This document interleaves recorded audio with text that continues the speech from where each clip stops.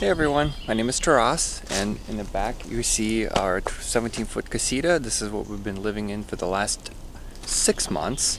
We've done a few things that I think you might find interesting that helped us better live full-time in it. It's a pretty small camper, so there's not a ton of space in it. It needs a lot of extra storage, so I will start with our outdoor storage as a solution to get a little extra space. The first solution we found for our outdoor storage is this hitch contraption. A couple things that made it really useful is online you can buy a hitch specifically made for casitas, and I will link that in the description. This hitch is not supposed to carry anything more than bicycles, but it is connected straight to the frame, so it is pretty well bolted in there, and what we have in here is pretty lightweight. But the setup goes, the hitch is a 2-inch hitch, so it's got a 2-inch receiver on it, and this piece right here is actually a ETV carrying box, so it's sort of similar to what you can get for your cars, but the nice thing about it is that it has a pretty big rake right here that comes up, so usually it would go straight like this and you would lose quite a bit of ground clearance, but this one has a pretty good angle to it, so you don't lose almost at all any ground clearance. The plastic boxes that you see over here are from Target. They are the bottom one is bolted in with U-bolt right over here, so you can't remove it. The top one sits on top of the bottom one in a channel because they're actually designed to fit together, and both of them are tied down with some ratchet straps. So we've put about 10,000 miles on this setup and haven't had any issues yet. I have locks on them, so they're hopefully at least a deterrent. I mean, they're obviously pretty easy to get into. I guess you can probably cut them even with a knife, but we don't keep anything super important in here, just outdoor grill, some propane tanks, and a couple other little things here and there, so nothing that would, if in the worst case scenario it gets stolen, it's not that big of a deal. So that is for the rear hitch setup. On the front we have a triangle trailer mount, which is what this is. I'm not 100% sure what the actual name for this thing is, but it's a universal piece that you can buy on Amazon, which is where we got it, and it fits on most trailers. It comes with adjustable brackets, so you can adjust them to your liking for the size and the length of the trailer you have. There's a bunch of mounts on here too, so you can move it front and back, side to side, up and down. Fits really well, it's really sturdy, and the way it was designed to carry a generator, which is what we have over here. This is a tiny little Yamaha generator that is good enough to run the little AC we have inside and keep the battery charged when there's no sun, because we do have a small solar system on the roof, which I will talk about later.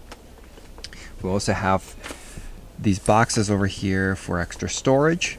These are ammo cans from Harbor Freight. They're really cheap. They're only about 12 bucks a piece, and they are water resistant, or actually probably waterproof. I think they actually even have a waterproof rating on them, which I'm not sure what it is, but we keep all sorts of little things in here. One of them is for extra bicycle parts, and the other one is just for some stuff for draining the gray tank and whatnot. Another really cool thing is the spacing on this little mount here on the front was perfect to mount a Rotopax. The mount that comes with the Rotopax from wherever you buy it actually met up perfectly with the holes that already exist on the side of this triangle mount, so I was able to put a small 1-gallon Rotopax, which is perfect for extra fuel to put into the generator or into the motorcycle that we carry in the back of our truck. Another really nice thing about this generator is that you can buy a lockdown kit for it. which is what this blue mound at the bottom is. It's made by Low Pro Lockdown. They make a few of them for different generators, but it's great for these little ones that easily fit on the mount like this. The cool thing about this mount is that it's easily removable when you have the key, but it's impossible to take off if you don't have a key. So it's very secure, and another great thing about it is that it's mounted on rubber grommets, so you can actually run the generator on top of this whole setup, and it's not gonna vibrate and cause any noise or vibrations inside the camper. This is actually how we typically run it when we need to run our AC or if we need to charge the battery. We keep it right here. We hardly ever remove it, which is great because it's really easy to get to. We just run the cord right into it, we start it, and it just stays there. Another very useful upgrade we did to the camper was install a lift kit and larger tires. This Casita is from 1998, so it makes it 20 years old. So the existing axle on it was pretty worn out, and it had almost no ground clearance. So we brought it to a trailer shop and had them fit a new axle. I really wanted to have larger wheels and tires. It already came with 15-inch wheels, which is what typically goes on these trailers when you have a little bit of extra clearance. So we kept the wheels, but we upgraded to 30-inch tires. These are BF Goodrich all-terrain truck tires that are rated for quite a bit of weight, so it should be totally fine for this type of trailer. The way that they did the axle is they had to cut off the old axle from the frame and install a new one. These axles are what's called torsion axles. They are independent for each wheel, which is really cool. So whenever you go over bumps, there's no transfer of shock to the other wheel. So it's a true independent suspension setup. The axle came with a more aggressive starting angle, which gives it already a little bit of lift, and also came with 3-inch additional brackets, which dropped the axle another 3 inches. Overall, this gave us quite a bit of lift. So as you can tell, the camper sits pretty high off the ground, but what's great about it is that we can go just about anywhere. We haven't had issues with hitting anything at all on the ground, and we've taken the camper on off-road trails into national forest and whatnot, and this has been absolutely amazing to have this much lift. And the tires have been wearing really nicely. Even though they're not trailer tires, they have about 10,000 miles on them, and they barely have any wear on them. All right, now that we looked at all of the outside, let's take a look on the inside. Hey Laura, you gonna give us a tour of the inside? I'll show you guys inside. So starting with our kitchen, we do most of our cooking inside.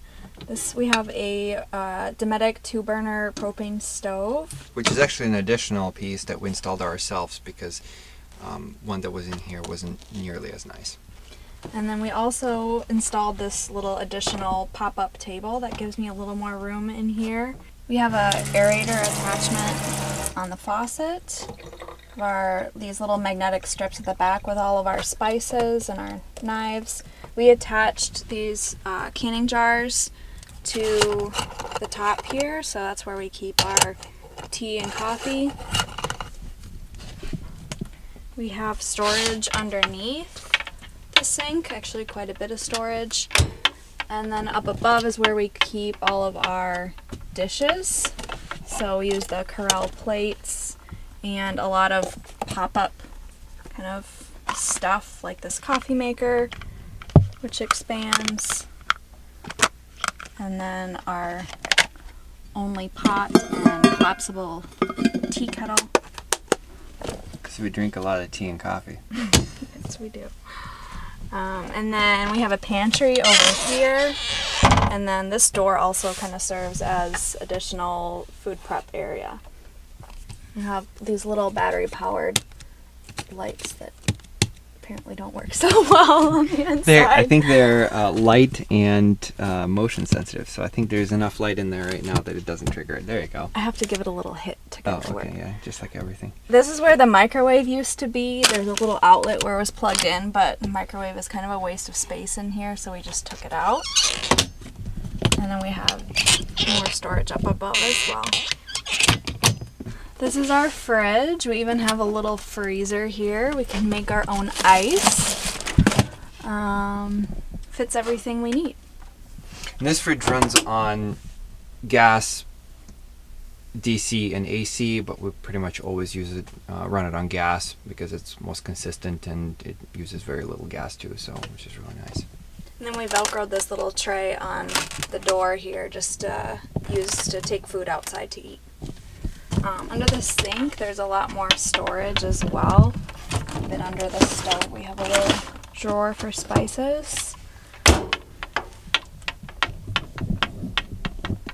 Under the bed, so over here, this is our bed. It's about the size of a full-size bed.